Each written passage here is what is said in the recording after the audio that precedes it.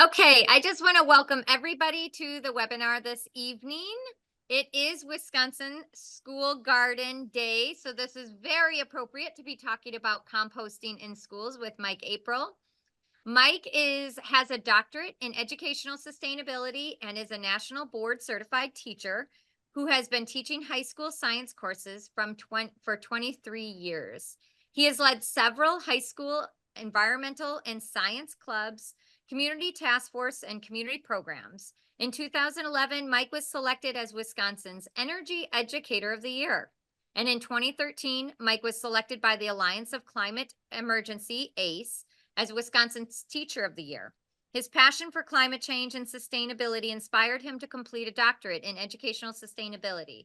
His research and dissertation focused on the impacts of climate disruption in Ojibwa people and how their knowledge could be used to inform curriculum in Wisconsin. Mike believes he should live as he preaches, living on a small farm where he raises poultry and goats, tends to his vineyard and orchard, composting and vermiculture, and installing nearly 20 kilowatts of PV system at his own home. Mike, we are so happy to have you here to talk about this topic. We get a lot of questions at Recycling Connections, and you're having your expertise to help them out is going to be great. So I'll pass it over to you.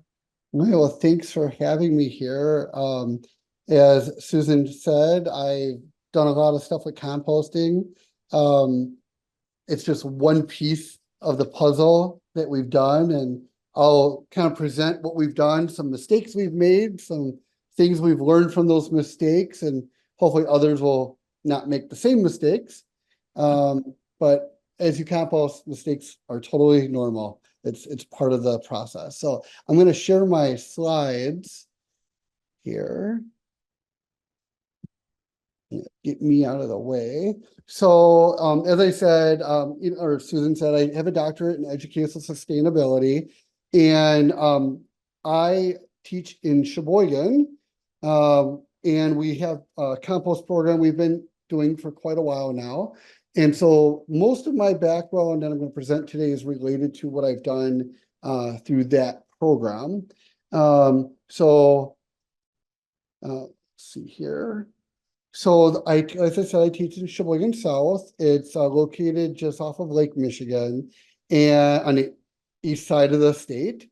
And our program kind of started because we had students in our pretty high poverty school. We have about 73% poverty. We have over 1,000, about 1,300 students. And I had a select group of students, about 20 students, come to me that said that there was a lot of waste going on in our lunchroom, and they wanted to try to reduce some of that waste. I took over the Renewable Red Wings from another teacher because the students thought I might be able to give a different direction and lend some expertise to this. But I will remind you that I have let them make some mistakes because it's a student-run program. And I think it's important for them to see how things work out. And we use the science to kind of figure out what went wrong and what we could do to make it better. So the program started in 2016 or so. Got about 9 years of composting and about really 3-4 years of really good data. So we'll kind of look at that. But I want to show you the building first. So you see this is our high school. It's pretty large. And our lunchroom is down on this side of the building, and the students have 15 minutes basically on each day, because we have a 30 mod day, to grab the food, get all the way down to me, weigh it, get it to where we got to dump it, and then get back to class. And most days they're pretty good. There's some days where accidents happen and they're late to class, but we try to do it all throughout the day because my students with their backgrounds, doing it outside the school day isn't an option because most of them have jobs and work or have sports outside the school day. So why did we start this? It's mostly because a couple reasons. The people in our cafeteria had asked me about all the food waste that they were generating, what they could do with it. And then the students saw a lot of waste in the lunchroom. Some of the waste was just students throwing things away, how it was packaged. Other waste was just like the fact that they were using styrofoam plates like right after COVID, for example, was one of the big sources of waste. But these are some of the reasons the students came up with for why they wanted to do this and why they're involved. We consider our club, the Renewable Red Wings, a sustainability and service-based organization. And it's a way for the students to do their part to help with climate change. Also, our botany program needed a source of non-chemical fertilizer. And we thought this was a great way to teach them about that nutrient cycle, but also get rid of some waste and also give the students a chance to, make some meaning out of it all and to learn from it. So that's kind of why it came about. And then our main sources of waste for our program, and there's lots of sources, and there's also different types of composting. But ours, it was food prep, student waste in the lunchroom, and then the far one on the right, that's actually coffee grounds. In our teacher lounges, there was a lot of coffee grounds being generated. And the students wanted to capture that as some of the material to put into the compost. And then also, we didn't have enough brown material.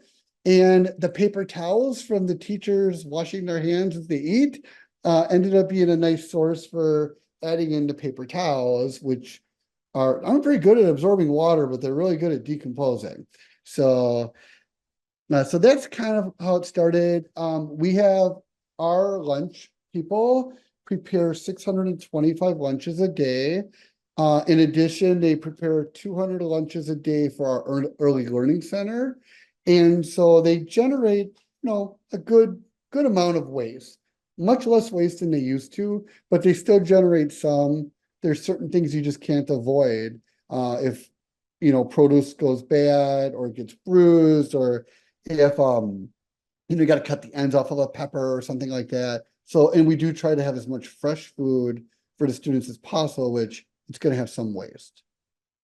So one of the things that we wanted to consider first was, the food recovery hierarchy. So composting, yes, it's important, but we actually had to address other issues first.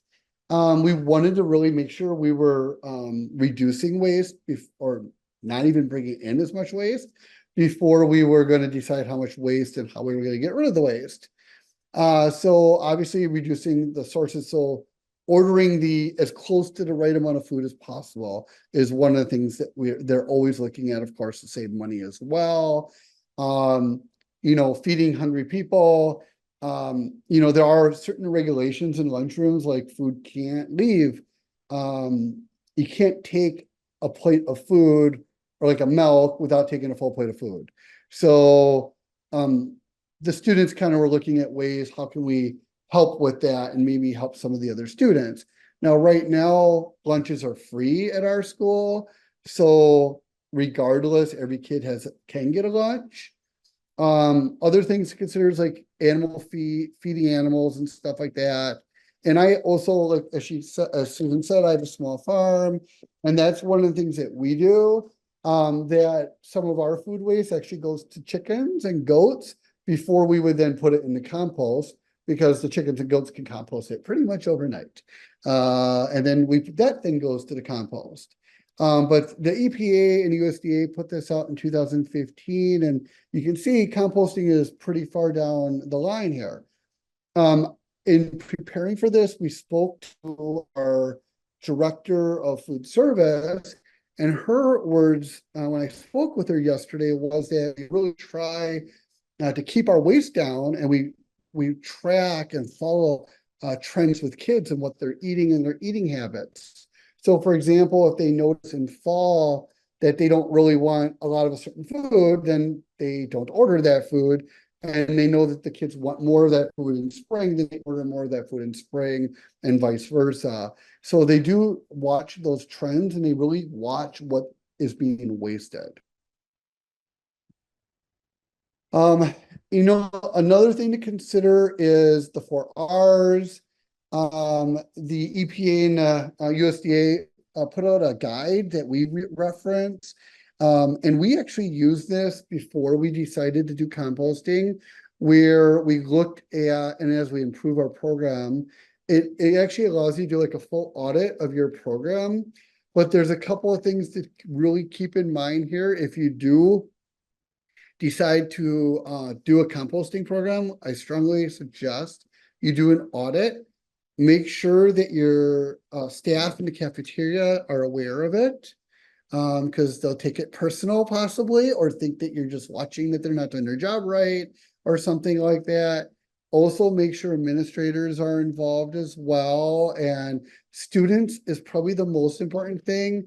A lot of times we find that when we've gone to change the program or introduce things with our program, that when students would approach the staff and they knew the students were really involved and a vested interest in the program, that they were more likely to be receptive and interested in learning what we're doing. And another thing to do is to make sure they know that you're not doing this to say, hey, you're doing this wrong or something like that, but rather to tell them that we're doing this to help students eat more nutritiously, and to to encourage students not to throw food away. And also you're looking at integrating it into the curriculum. For example, you could easily integrate into math lessons as an example. So that's just something to keep in mind about this before you start. So our program, we looked at a lot of things before we started to do it. And number one was going to be, it was student driven, because it is some time to keep it running properly. We also were trying to figure out, did we want to do aerobic, anaerobic, or vermicomposting? Our program that we have now is primarily aerobic. We also do a little bit of vermicomposting, which I'm not going to address much during this presentation. But we mostly do aerobic. And anaerobic, we've tried to avoid that just because it's a whole nother set of procedures, and it's its own little beast, I guess.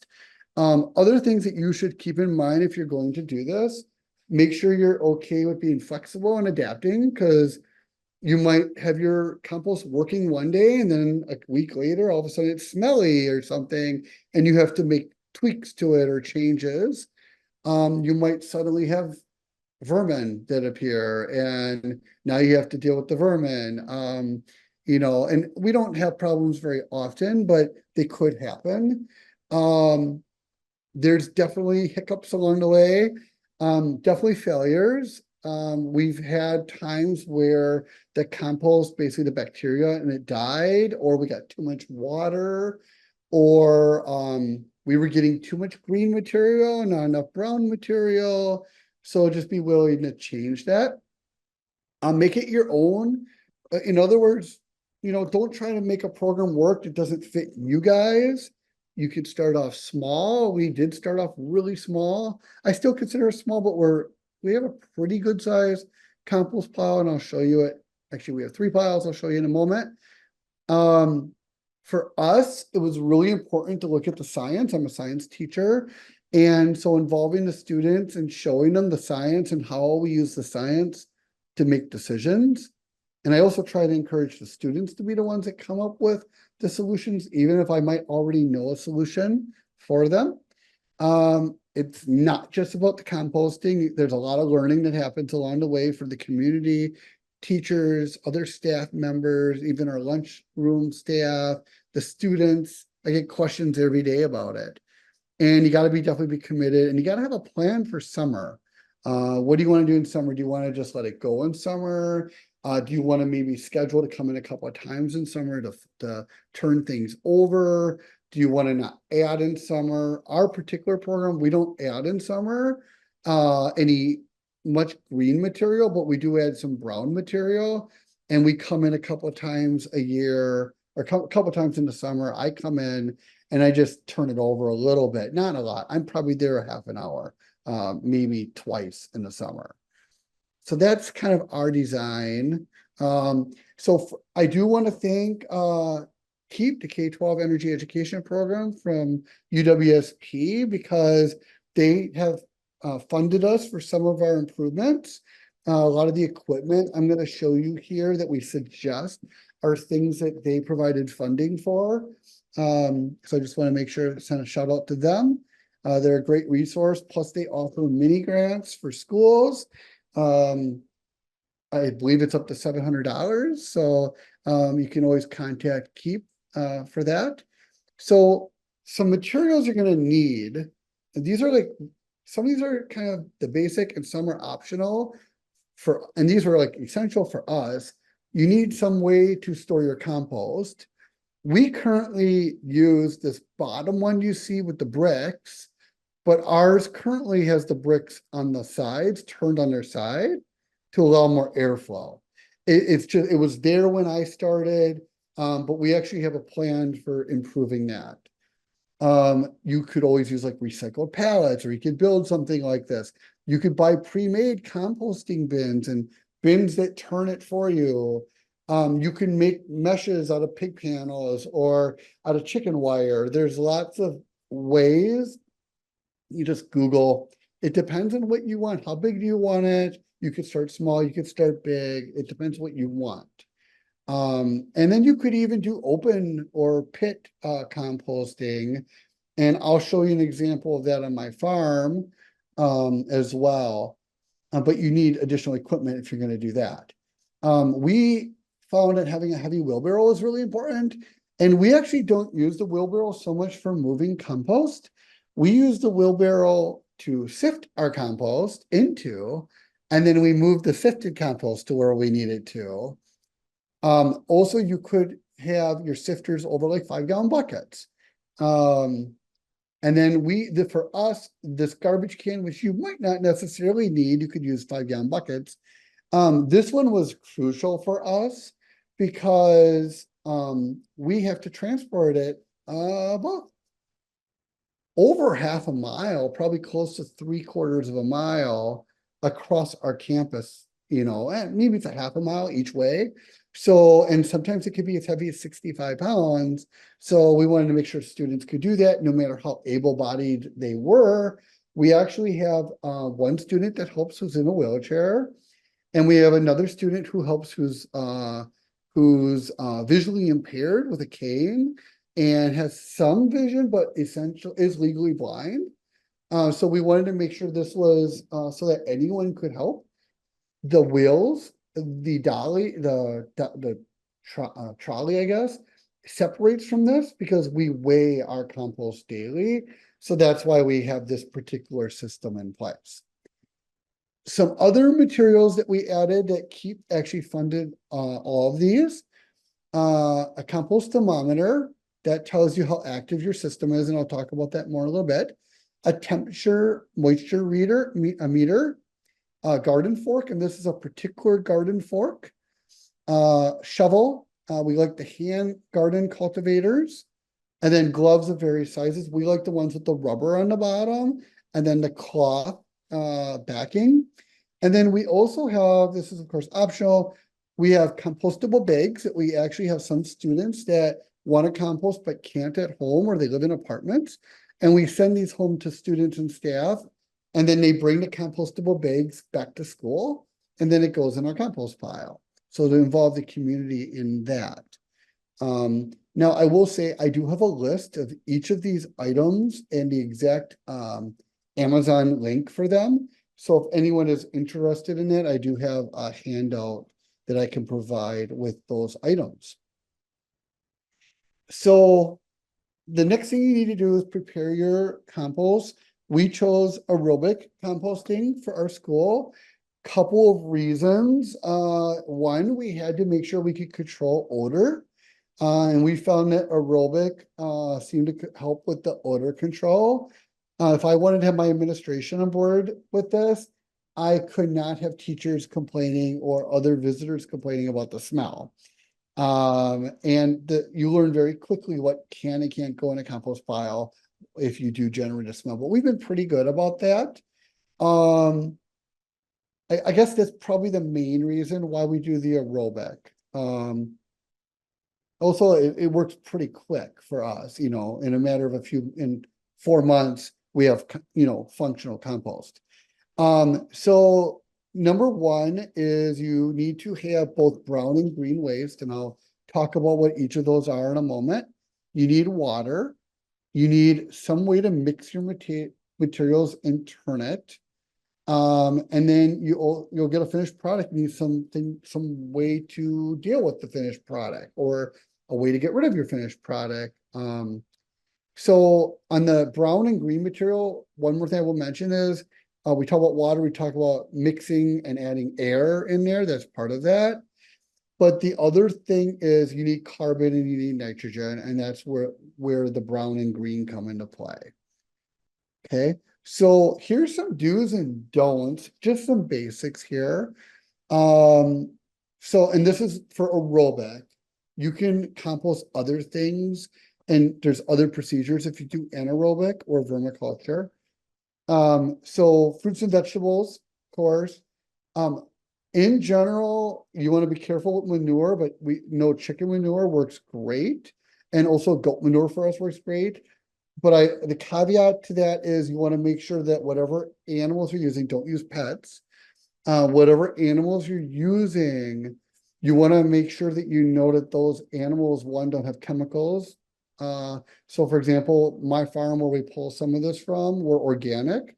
We're not certified organic, but we know what goes into our animals. We do not use any chemicals for treatments of like parasites or anything like that. We also do regular testing, so we know that the animals are healthy. You know, there's certain animals I probably would not add in just because the manure is less processed when it comes out, I guess I would say. Paper is okay. Food waste, of course, is okay, but there's certain things you don't want to add. I'll go into that in a moment. And then fresh or dry leaves, things you want to avoid, definitely no meat, no fish, and no bones. Fat, grease, oil, those things you want to avoid. I've had people ask me about, oh, I have, you know, I have trees that have, or plants that have wilt. Can I put that into the compost pile? I would not suggest it because you're going to potentially spread disease. No dairy, the dairy, a big part of that, the dairy, cheese and all that. Oh, I have diarrhea, it should be dairy. But the big part of that is dairy will create odor. And people do not realize this, but bioplastics, you actually can't put those in your compost because bioplastics have to go to a composting facility to be compostable. And a lot of times people don't realize that. Some of the bioplastics are bamboo based, but they have to go to a special facility for that. Okay, so let's talk about the green versus the brown materials. Green materials, obviously we have a ton of this. We put in a lot of fruit and vegetables. And then and most schools, I would imagine, will have a source for grass. So we work with our custodians, and our custodians actually normally don't collect grass clippings, but we actually request that they collect the grass clippings usually twice a year. And usually like when they do the first cutting in spring, there's so much grass there that they're happy to get rid of some of it. And then in summer, when you get to heavy rains and stuff, the grass grows so fast that they're actually looking for a way to get rid of some of that grass. So we're a source for that. Brown materials, this is usually more tricky in a school to get these to introduce. Ours would come from, a lot of them come from leaves from the trees in fall. And then probably our biggest source, we try to avoid twigs. Because one year we did twigs and someone decided it was a good idea to trim back all the rose bushes around our property and put the rose clippings into the compost. Although it will compost over time, it wasn't a very fun experience when we realized it had happened due to the thorns. And if they did do that, they had put in ones that were like over a half an inch and they were pretty woody. Paper towels is probably our biggest source of brown material. And we get these from the bathrooms or from the teacher lounges, mostly the teacher lounges is where we get those from. So, and you can look this over. I'm not going to go through all these. I'm just going to point out some. This is our do's and don't list that we actually train. All of our students get trained every year. We do a couple trainings with the Renewable Red Wings. And these are some of the things that we kind of point out there so people don't do things wrong. You definitely want to bury your food, and you'll see our compost pile where it doesn't look buried, but it's because it was right after we dumped it. Don't put any animal waste in, no matter how many times people will ask you, can I bring in my used kitty litter, even if it's the natural kitty litter that's not clay? Don't take it. There's a lot of diseases and parasites that you could introduce there, and the clay doesn't break down. Coffee filters, of course, coffee is good. Some key don'ts that you want to avoid. I already mentioned the bioplastics. Those got to go to a composting facility. And then one thing people forget is that you can't compost glossy papers. You could shred paper and put it in there. Just make sure there's no plastic in envelopes, for example. You won't make that mistake twice. We did that with our vermiculture one year, and the all we're left with now is the plastic. So we're picking out the plastic. The other thing is you get that greasy coating or shiny coating on like magazines and stuff. That's not safe to put into the compost either. And then raw eggs. I have a chicken farm, but we never put egg yolks into the compost. We only do the egg shells, and we actually bake the shells and crumble them before we put them in because it's a great source of calcium.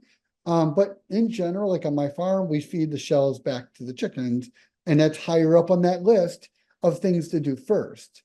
So we figured that's a better use of that. So those are the big key ones to avoid. Oh, another one will get people that come to us like, oh, I pulled a whole bunch of wild garlic mustard. Do you want it for your compost? You don't want to do that. You can do the leaves, but there can't be any flower heads or anything in there. So those are the key don'ts. So this is our compost area, and it looks kind of messy, but it has dividers here, and it's kind of spread out a little bit, but it's the end of the school year. And actually our service date is on the 22nd, a couple of days from now. It's next Wednesday. And we always do a big overhaul every year on our service day. We get 30 students or so that help in our courtyard. We actually have there's just a little bit of a courtyard. It's about 10 times that size, and it's surrounded by our entire complex. And we have a pond even in the middle.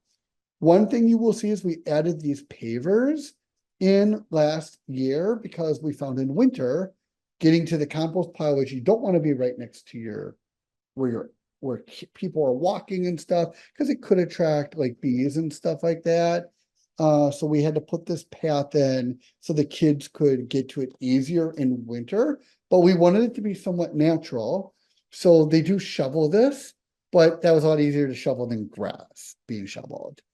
But we use the cinder blocks, and you can see they're on their side right there. So, and as I said, our program's evolving. This is one of our students, and they just picked up the compost from down in the lunchroom, and we actually like to cover the compost with a box. And then you'll see under here, we actually have a scale it's a heavy duty scale with a separate meter on it for the weight, and we can tar it out to 0. And we know what the mass of our garbage can is because we use the same one every time. And then, and actually this student decided instead of taking off the garbage can, asked me if I could put a piece of wood down every time so they could just put it on top. And so that's how this particular student does it. And then we have a data sheet and we record it. They record the student names, the weight, And then they tell me which compost pile it goes to so that we can make sure that we're not adding too much to one compost pile versus another. We rotate between 3 compost piles. So then the next step is they get outside and they get it into the compost pile. And then we have students that will help turn it. And the nice thing about having the bricks is that they can stand right on top of them and get right on top there and shovel. So we still might incorporate some bricks if we do any modifications, but this works out pretty nice. And you can actually see here, we got a mix of some brown that got dropped off from our greenhouse. And then we have some stuff being turned here. Here we have some more turning happening. We have a student here who's sifting and creating bags of compost. That one, it gets the stuff separated that's not done yet. And number 2, it aerates it, adds some more air in. And we generally will sift once a couple months before we say we're done with the compost, just to add some more air in there and see how it looks. And then this is our greenhouse, part of it. We just had our Mother's Day plant sale, so it's a little bit more empty, but the plants here use our compost as fertilizer. And some other things that you have to keep in mind for aerobic composting is airflow, moisture. We have a moisture meter and we look for 40 to 60%. And we'll talk a little bit about that more. Temperature, I have 2 separate temperatures.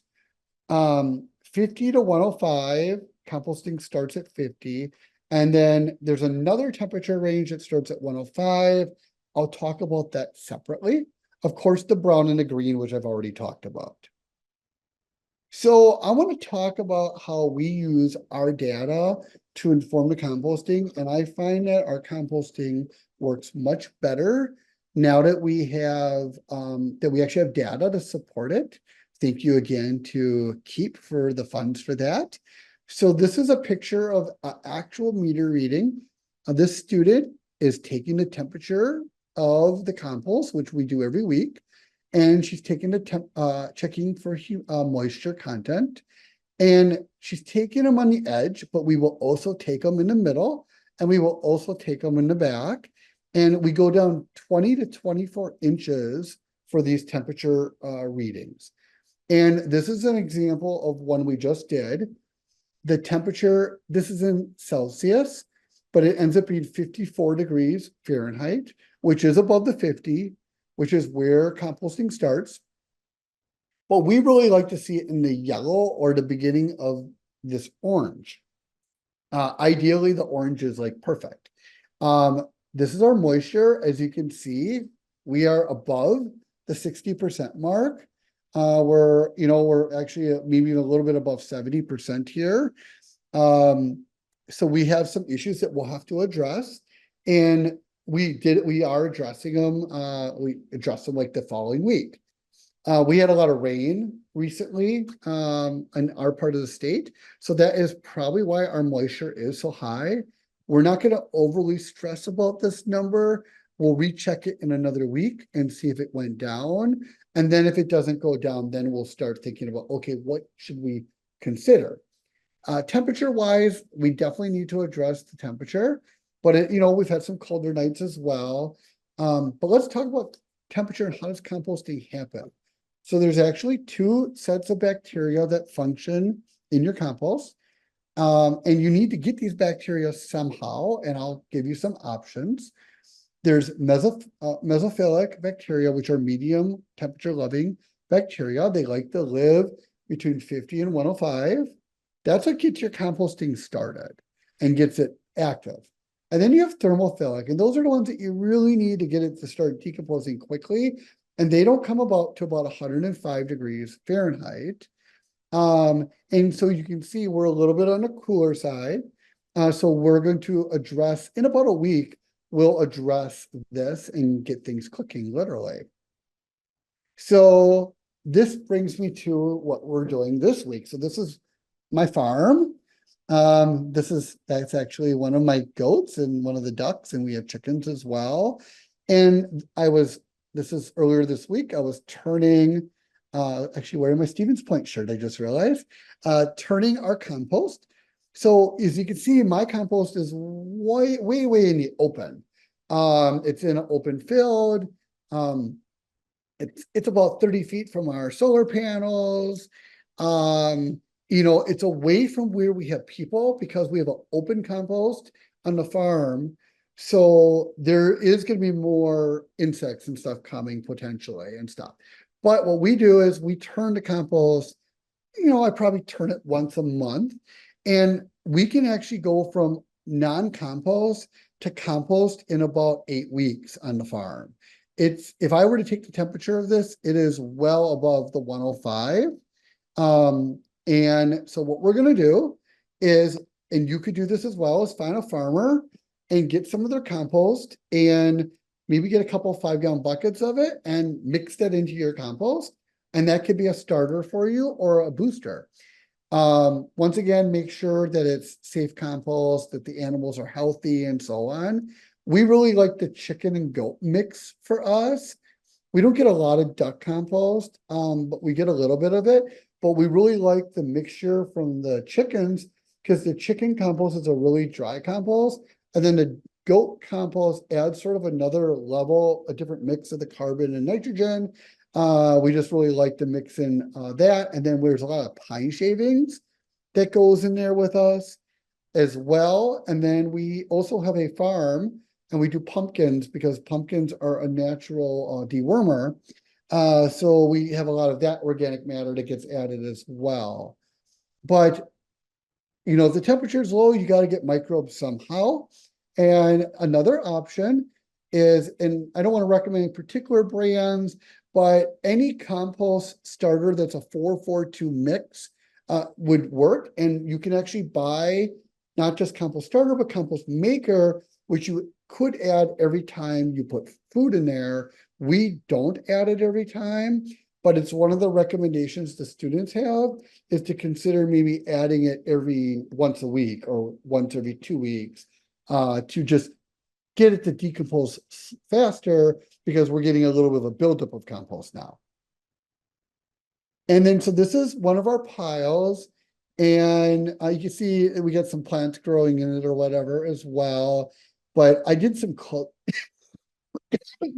excuse me, I did some close-ups here. So we have leaves, we have straw, we got some shavings, and those will get added in here. And then some things that our program wants to do is we need to get some of the moisture down and we want to get it kind of cooking. So we're going to look at some changes. One thing you don't see in our pile right now is we don't have a cover. And one simple change we could make right away next week, if we see that the moisture level is still too high, which it may or may not be, I have a feeling it might go down, but we could put a piece of black plastic over this. One, the black plastic adds heat from the sun, but number two, it'll keep extra rain from going in there. So that's one possible option. The other thing is you can get sawdust from your shop if you're in or the local high school where they have extra shavings and stuff like that. And you could add that. You could add straw. You could add leaves from your grounds. And then we just finished our greenhouse sale. So there's going to be a lot of leftover materials from their prep of the plants. And we're going to add all that in. And then they'll add a lot of their perlite and leftover potting mix. And that will add air in as well. So our plans for 2024-25 are, this is an example of what the students have been talking about, is to get we want to get more air in there. So they're talking about, if we don't do this to the whole section, we build a couple sections on the side and we get some pallets that we can get from, we have a lot of factories in our town, but make sure whatever pallets you get, if you use them, there is a stamp you will find on the pallets that specifically will indicate, so there's no chemicals in those pallets, that they're not chemically treated. The other option is you could build the pallets. And then we're gonna add in these grooves. And then these boards will slide in as we add compost. And then they come out so you can easily access the compost. We're also considering adding a weed barrier that would be on the sides. Some people like to add chicken wire. And yeah, I think some of that stuff's gonna get through the chicken wire and clog it up. So we're actually considering adding the chicken wire and then adding this on top of the chicken wire possibly. And then we want to get like a thick black plastic rubber that will, or plastic barrier that will go on top and that will keep the extra rain out. And then in summer, if we're not getting enough rain, then we just open that up. So that's kind of the plan moving forward. We'll see, the students are gonna get the final say in that.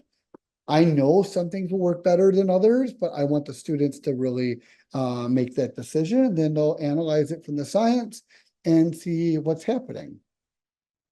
So we have several resources that we reference when we troubleshoot. And these are all pretty good sources.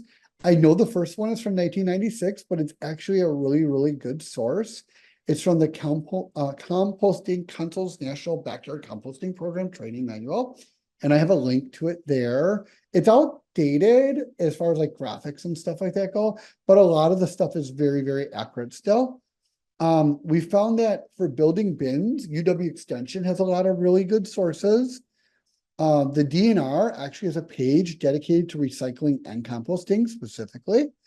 And then the UW Extension, and I'm not sure, yeah, this is through UW Extension. They used to do a master composter program, and I'm not sure if they do it anymore. I know they were doing it a couple years ago, but they do have, if you go online, you can download and do their composting home study course for master composting, which is a really good source if you want to learn more.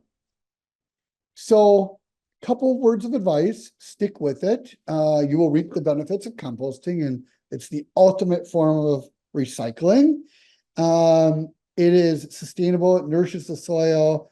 As far as climate change goes, it is one of the best ways to sequester carbon. It's very versatile. You can help your community, you can help your students, you can do a lot of teaching with it. And of course, it diverts waste. And you want organic plants, it's the best way to get them. So I want to go over just real briefly our impact. We've been doing this for about 9 years. This year, so far, 1,154 pounds of food composted. Now note, this is from food waste. We have had some failures. One of our failures was trying to do composting in the lunchroom. And we found that you need a lot of students, you need a student standing next to every composting bin and every garbage can. And the staff that manned our lunchroom or monitored it would not allow us to have one set of garbage cans and make the students walk the extra 50 feet. So because of that, we didn't have the manpower or student power to do that. So we decided for us, our best practice was to focus on what we did well. And that was to focus on reducing waste in the food prep and for processing that. We just added up our data and so far have composted 10,800 pounds of food and kept 41,000 pounds of CO2 emissions out of the atmosphere.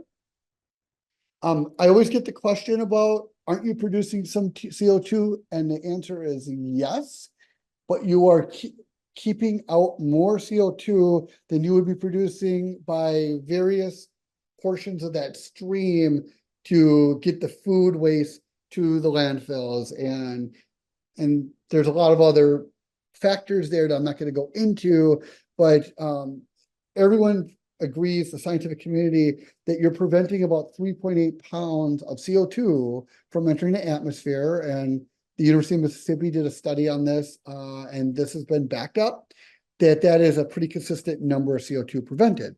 We played around a little bit with the numbers. We could give you lots of things here, but this is equivalent to 308 tree seedlings grown for 10 years, or 21.7 acres of US forest in a year. And we have lots of numbers that we play with the students when we look at what is our real impact.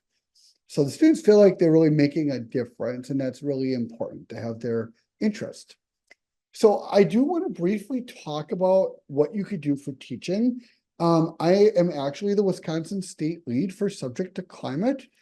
Although I'm not presenting this on behalf of them, I do want to mention them because they're a great source for lessons. The Wisconsin Climate Hub recently launched in partnership with Subject to Climate and the Wisconsin Department of Public Instruction. And their resources include teaching resources. They have exemplar lessons, which are reviewed by climate scientists and by teachers and specialists. And then there's science in the news, and I'll show you that in a second. I have links here to both the Wisconsin Climate Hub as well as Subject to Climate. And I'll have my email with Subject to Climate at the end. If you have questions specifically about the hub, you can email us there, and that email will actually end up going to me, and I'll address it from there. So I wanted to show you some examples, and to streamline this, I'm just going to do some screenshots here. So I did a search. I just typed in the word compost, and I ended up getting, and if you take composting, you actually get different results. But I typed in compost, and I actually had this restricted a little bit, and I had 8 lessons that came up. These are fully inclusive lessons. Every one of these lessons includes inspiration for students, inquiry for students, and investigations. And they cover it is all climate change, really. It covers many aspects of all sorts of subjects like music, art, science, social studies. So check that out. They also have example or lesson plans that are from other organizations that are partnering. So for example, I did a search for composting under their exemplar lesson plans, and Green Guardians came up, Green Ninja came up, and there was a total of 72 results came up from partners with Subject to Climate.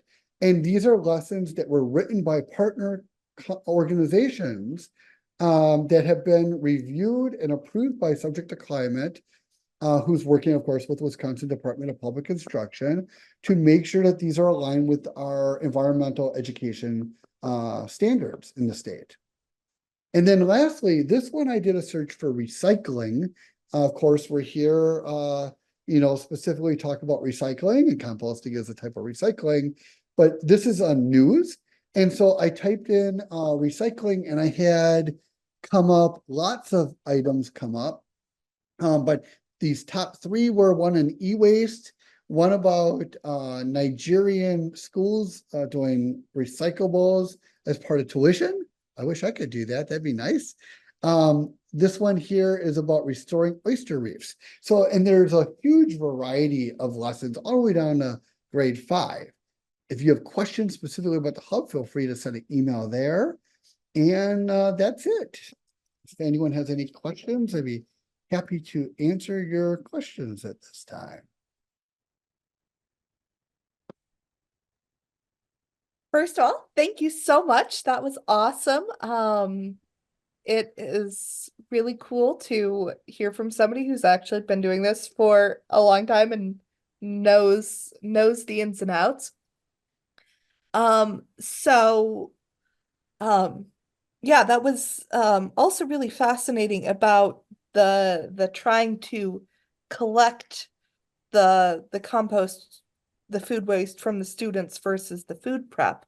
But I assume even with the food prep composts, how do you still get the students to be consistent in picking it up and not have cases where, oh, I thought you were going to do it. Oh, I don't feel like doing it today. Like what tips would you have for that? That is actually a really great question. And I'll tell you a little bit of trick to that.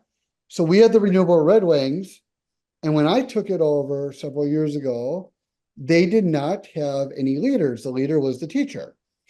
And I felt that was a issue because I wanted students to have more ownership of it. but I didn't want to be the one responsible for stuff like that. And so one of my decisions was to bring to them, I said, I think we need to have some sort of leadership here. And let's be more service oriented, and kind of evaluate what our purpose is. And we do things, we don't do just like composting, we do other things related to science as well. And so I brought that to them. And so once we had student leadership, I had 5 people I could blame instead. And then they then would blame it to everyone else. It's not that we were trying to blame, but I could say, okay, you stepped up as a leader. Okay, can you help me help us come up with a solution? So this year, actually last year, the students were using some sort of social media. I don't do a lot of social media, but they had, I don't know what it was, if it was Snapchat, I think it was Snapchat. And one of the students had a Snapchat, and all the students to help with the composting signed up for that Snapchat, but I wasn't in the Snapchat. And we had a period where I got a message from the food staff. It said, hey, no one's been down here for like 5 days. It's starting to get flies, a little smelly, and it's getting really heavy. And so, okay, I took it to the students, and I'm like, okay, we need to specifically have composting on our agenda for all of our meetings, and we need to have some way to do this. So the students came up with the idea that we're going to always do it every day at the exact same time. So then if I don't see anyone during that time, I know something happened. Number 2, we created a clipboard that's by the front of my door of my classroom. And the clipboard is pre-set up with all the days of the school year. And all the days were off for the school year. And there's a spot for their names. There's a spot for how much the weight is, a spot for the compost, the temperature, and stuff like that. So that put it more in them. So I go up to the door, I'm there a couple of times a day, and I'm like, oh, I haven't seen a student in 2 days. We use Remind. I'll go in and remind and say, hey, no one's gotten compost. I need someone to reply to the group so I know it's going to be done. I really do watch it on Thursdays very closely, because if it doesn't get picked up Thursday, I'll send a message to the students. Our exec meetings on Thursdays on purpose. We'll send a message to the greater group and say, hey, we can't let it sit over the weekend. Well, the students made a mistake shortly after winter break. And, I kind of had to let them make the mistake because they really learned from it. The compost, they hadn't gotten down in a couple of days. It was a really busy time for them. It was the play, the musical was going on. And a lot of our students are also in the musical. And they pick up the compost, and I told you to get 1 15-minute period. And they kind of deserted the students and left it to one student. She's walking along with the bag, 65 pounds of compost. Let's just put it this way. It had already started composting, and there was a trail 40 feet long of compost. A emergency message was sent out to the entire club that we had to get this cleaned up before we left school. So they all came after school that day, and it was cleaned up, but they did not want to do that again. So that was really the lesson, the natural consequence, I guess, of them getting busy and not. One person thought someone was doing it, and another person thought another was doing it. So the clipboard is a way for them to communicate to me. I don't want to be on the extra social media. So I guess, does that answer your question? So Yeah, thank you. let them learn from their mistakes. So I could have done it myself 2 days earlier. I wasn't going to. So, and they do I love find that. if they do it more often, they realize, my gosh, this is a lot faster. It's a lot lighter. It's so much simpler. They don't end up having to ask me for a pass to their next class, So it does work out a lot better. The students have been great this year. We got some really good leaders. And strangely, we have no seniors this year, except for one. And all of our leaders are juniors and sophomores. So I know next year will flow nicely. So, Yeah. any other questions? It's great. I love the student involvement. That's great. And to create those behaviors and the ownership, I think has led a lot to your success, it seems like. I have a science question on the temperature that the compost reaches. So in compost, we talk about curing and like allowing that temperatures if you can. What's the highest your pile has gotten? Do you know? And then Um, do you allow, that process of like, okay, don't add any more to this kind of compartment because it's going to cure at this point. And yeah, let it, or do you simply so I don't think at the school we've had so much issues with it being too hot. Because I don't know if you can tell, there's if I go back to my slides, if we look at the school, the middle of the school is that courtyard. And right? we actually have it it faces the east. And we have some buildings that are 25 feet tall that are kind of on the perimeter there. So it doesn't get too much sun, for one. Number two, it seems to be kind of a colder part of our grounds as well. So I haven't seen that. On the other hand, on our farm, I've seen it hit 170, Mhm. uh, 150 regularly I see. And so we will literally separate out things. We don't want it to get too hot. One, we're Right. gonna fry it, but we don't want to start a fire either, you know, Yeah. and we're very, very cautious, like with our alfalfa storage, that our alfalfa is not too wet, you know, and I'm sure people have heard of these barn fires and stuff like that, because essentially your alfalfa is composting and it gets Yeah. hot, you know, and you take it, some people take advantage of it with the, I've done, we have a small little greenhouse that we have on my farm, and we've done the straw bale, uh, where you add the organic fertilizer to the straw bales, and then that Yep. generates the heat to grow some crops and stuff, but you're essentially kind of composting there, but you're doing it somewhat artificially there. Um, but we like, when we do ours, we try to use organic fertilizer, so at least it can end up not being wasted down the road. But at the school, we generally have not seen it, and partly is because, remember, we're not adding anything to ours after May. You Right. know, so we're not, the time when it would get really hot from you adding it is in what, July, August kind of time. We do see a little bit getting hot towards the end of September, but we have 4 piles there. So Right. we rotate automatically between the piles. Okay. Yeah, and I just remember like if you want it to get hot because it kills the seed beds of like Yeah, potential, so the germination, and so it does have to get, the heat is good for at yeah. least hitting those higher temperatures for 3 days, and then you'll see the microbial activity kind of dissipates a little bit. So I was curious on that for it. So very, very cool to have the kids be taking that data, really understanding the process of compost and mimicking nature's natural processes of decomposition to give us this really beautiful, rich resource. And I love how you have the greenhouse integrated. Looking at how you use that finished compost is very cool. Yeah, and we'll spread it on the grounds as well. Like this year, we probably have more compost than we know what to do with. We'll send compost home, like we'll have families that will come to us like, hey, can I get a 5-gallon bucket of compost? We have way more compost than we need. Wow. You That's know, great. we're generating quite a bit. Mhm.